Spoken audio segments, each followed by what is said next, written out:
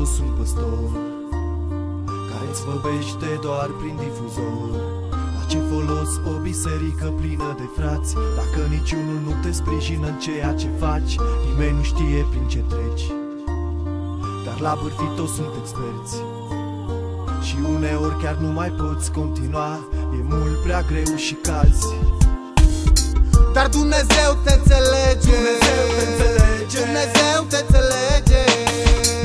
Nu e ipocrit ca toți ceilalți, El te susține indiferent ce faci.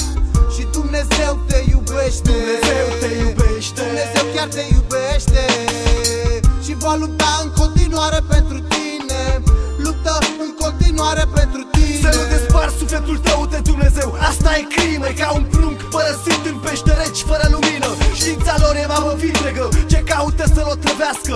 Înțelepciunea iluminează calea lui cerească. Din purtător de suflet bun, ia-te pe toți acum, căci pacea o ai la felul în care te comporți oricum. Nu-ți poți permite ca să pierzi acum ce El ți-a încredințat, când toți ceilalți stângezi după ce ai dincolo de păcat. Dar frate, nu-ți părăsi biserica, fii tu scânteia care aprinde flacăra.